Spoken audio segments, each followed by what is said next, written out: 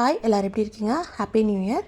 இன்றைக்கி நம்ம cauliflower gravy எப்படி பண்ணுறதுன்னு பார்க்கலாம். ஃபஸ்ட்டு ஒரு மிக்ஸி ஜாரில் தக்காளி, இஞ்சி, பூண்டு இந்த மாதிரி பொடியாக சாப் பண்ணிவிட்டு அரைச்சி எடுத்து வச்சுக்கோங்க. திருப்பி மிக்ஸியில் கொஞ்சமாக தேங்காய் ஆட் பண்ணிக்கோங்க. சோம்பு, சீரகம், பட்டை, ஒரு டேபிள் ஸ்பூன் பொரிகடலை, கசகசா, கொஞ்சம் மஞ்சத்தூள் ஆட் பண்ணிவிட்டு இதை நல்லா அரைச்சி எடுத்து வச்சுக்கோங்க. இப்போ ஒரு குக்கரில் கொஞ்சமாக ஆயில் ஆட் பண்ணிவிட்டு இதில் சோம்பு நல்லா பொரிஞ்சதுக்கப்புறமா பட்டை ஆட் பண்ணிக்கோங்க. கொஞ்சம் கல்பாசி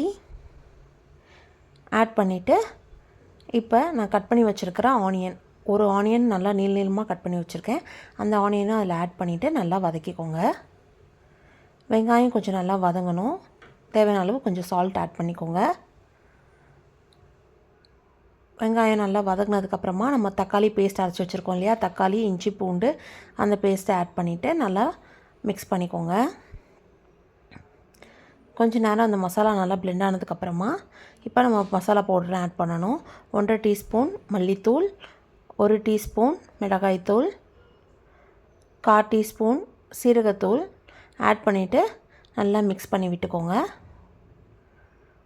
நல்லா மிக்ஸ் பண்ணதுக்கப்புறமா நான் காலிஃப்ளவரை சுடு தண்ணியில் போட்டு கொஞ்சம் நேரம் மஞ்சத்தூள் போட்டு சுடு தண்ணியில் வச்சுருந்தேன்.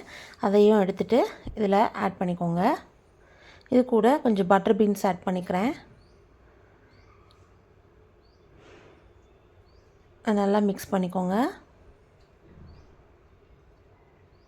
இப்போ நம்ம அரைச்சி வச்சுருந்தோம்ல தேங்காய் பேஸ்ட் அதையும் இதில் ஆட் பண்ணிவிட்டு எவ்வளோ தேவையோ கிரேவிக்கு எவ்வளோ தண்ணி தேவையோ அந்த தண்ணியை ஆட் பண்ணிட்டு நல்லா மிக்ஸ் பண்ணி விட்டுக்கோங்க.